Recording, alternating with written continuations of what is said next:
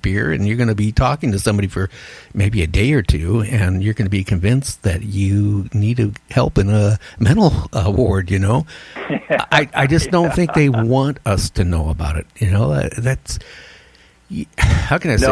No, I think, and I think you're right, and I'll tell you something here. I don't know if a lot of people are aware of this or not, but this kind of backs up some of the cover-up conspiracy thing. Is I'm sure you've heard of the Book of Enoch, which really goes more into Genesis 6:4 than what's in the Bible. It really goes into depth on these fallen angels, like I believe Kevin was talking about. There was 200 of them that came down, decided they were gonna, they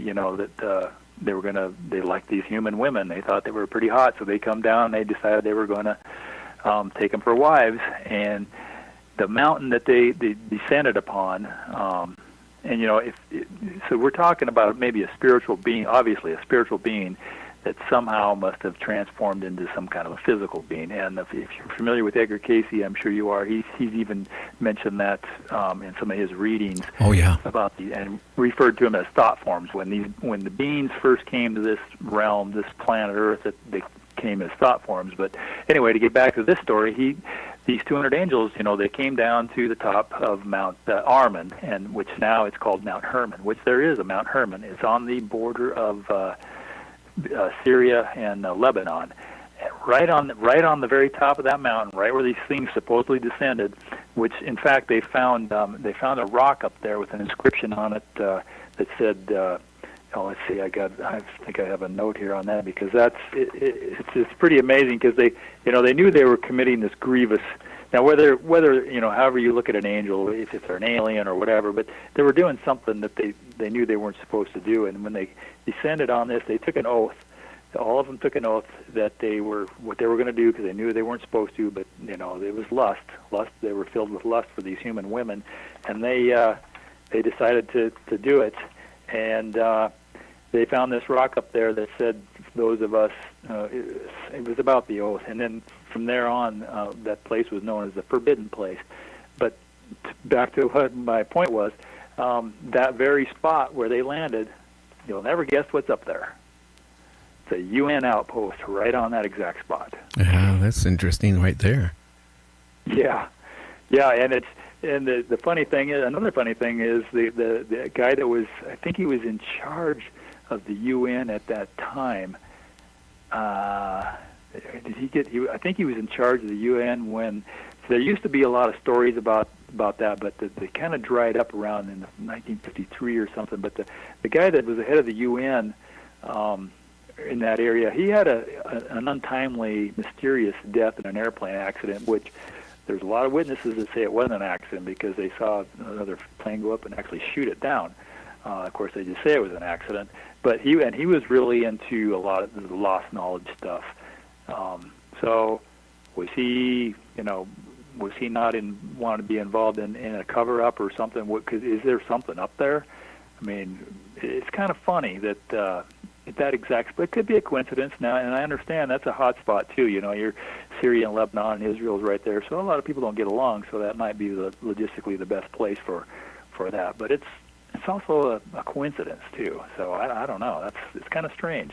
I find it kind of strange, and especially they have found a lot of supposedly giant remains in that area. So I mean, that just makes you wonder there. I mean, it was like a couple months ago I was reading where they found a thigh bone again of a giant, and they said it would have put it over 12 foot tall. So I mean, where is this evidence going? And some of the stuff has come from credible people that have reported it. But yeah. I mean, naturally, I don't know who you'd call if you found a skull of a giant. But evidently, if you start making phone calls, I mean, you know what? Even making the phone calls itself is probably going to be enough to alert. Because I hate to say it, I had a DOD agent on my show, and there's keywords you say on your phone, and it's being recorded right then and there, and you're being monitored. So, I mean, if you sit there and called up your Aunt Susie and said, hey, we were out digging and we found, a part of a skull of what looks like a human skull, but it's like 3 times the size of a human skull. I mean, hey, wherever you found it at isn't going to be there very long. Yeah. No, yeah, and that's, I fly over an NSA outfit every time we come into Salt Lake area from the south. So I always I got a piece of tinfoil I put on my head just to be safe. No, of course I'm kidding, but no, I think that every time I go over that NSA headquarters down there, it's like, are they reading my thoughts right now? No. As long as you don't, as long as you don't sit in the cockpit and put tinfoil over your head. I mean, I think you're okay. But yeah. Well, you know what?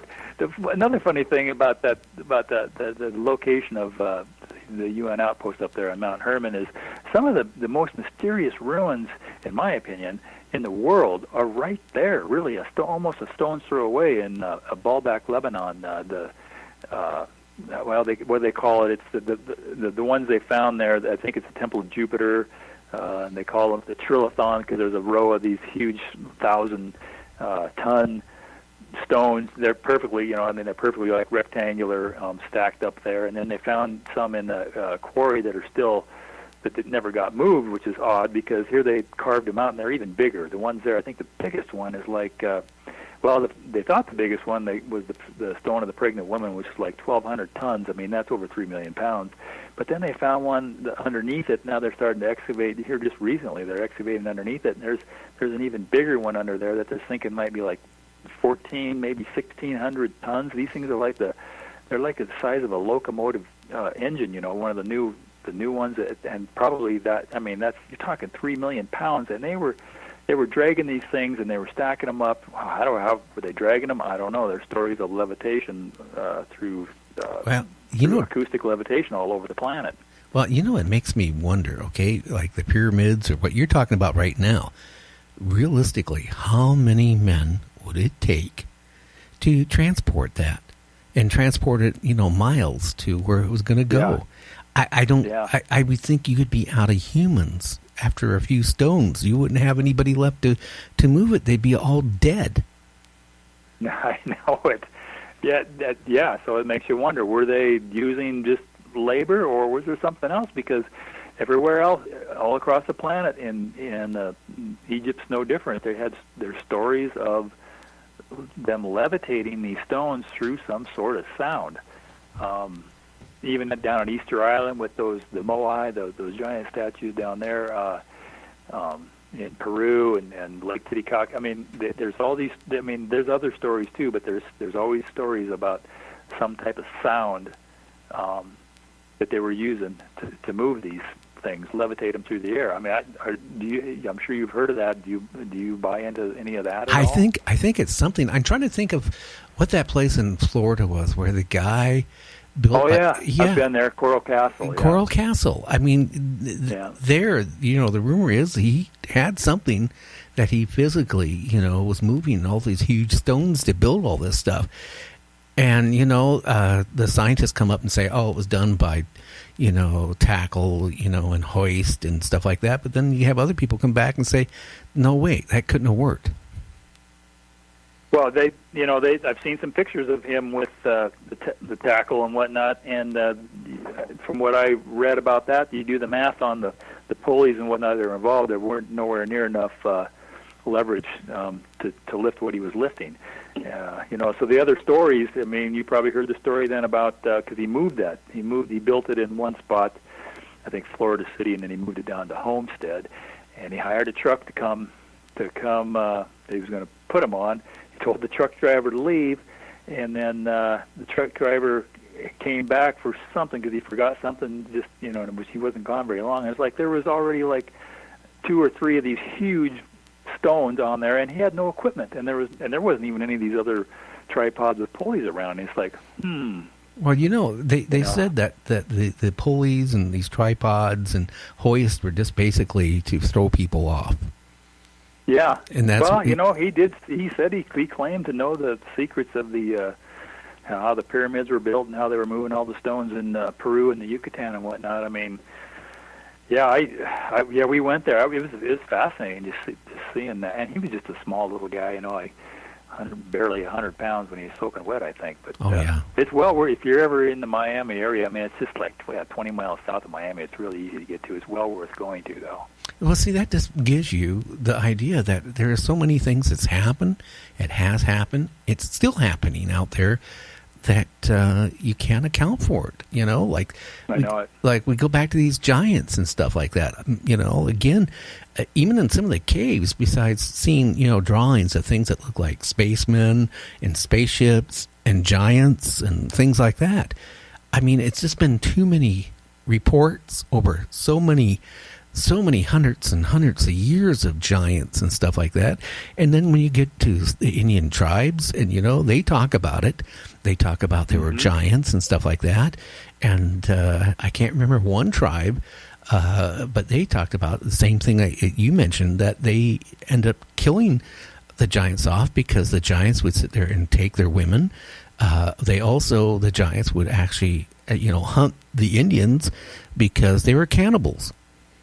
Yeah, yeah, and that's the Book of Enoch mentions that too. Before, which according to the Book of Enoch, that was why the earth was flooded, was because these things they were eating. They were running out of food, so then they started turning and eating the people. But of course, the Dead Sea Scrolls. That's the Book of Enoch was in there, and there was also the Book of Jubilees, which mentions reverberates the same story. But also there was an actual Book of Giants. Have you heard of the Book of Giants before that they found in the Dead Sea Scrolls? No, I have not. So why don't you tell the people about that? Well, it's this was I mean these scrolls are old. They were 300. I don't know if some were written 300 BC, but they're of course about stories much older than that.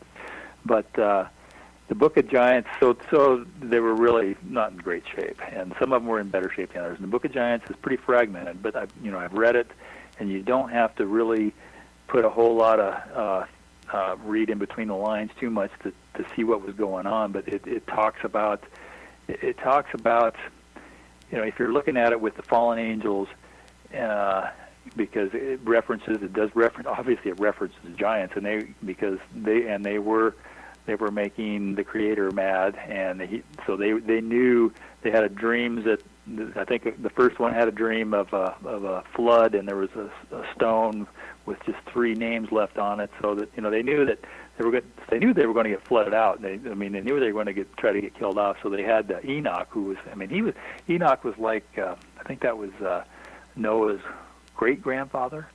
And so they went to him because Enoch was pretty important. I mean, Book of Enoch, and so he's I think he might be one of the only people, according to any of these texts. And I'm not religious either, but that's why I look at all these stories, as for the face value of a story. And I do believe. I don't think this is all an accident. So I'll put that out there. I don't believe the accident theory that there's got to be something higher. So anyway, Enoch did not die. They say he walked with God, and he was good, so he didn't have to go through the death process. He just went straight to spirit form. But these giants in the Book of Giants, they were talking about mixing like DNA of maybe of a human with an animal.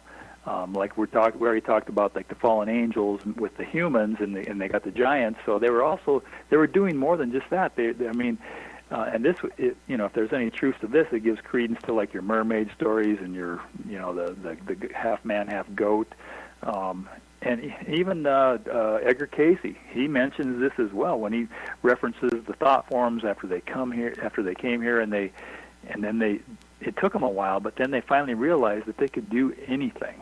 Literally, they were like manipulating matter at its core, and they were just changing things. And I think you read about the Sumerian text. I think it references the Anunnaki, that they were mixing all these different DNAs, and there's an actual Book of Giants that, like I say, it's fragmented, but it's still very understandable. And it also references Gilgamesh, which is a Sumerian demigod, which would be one of the Nephilim or one of the giants. But I and they just found another Dead Sea Scroll here not that long ago.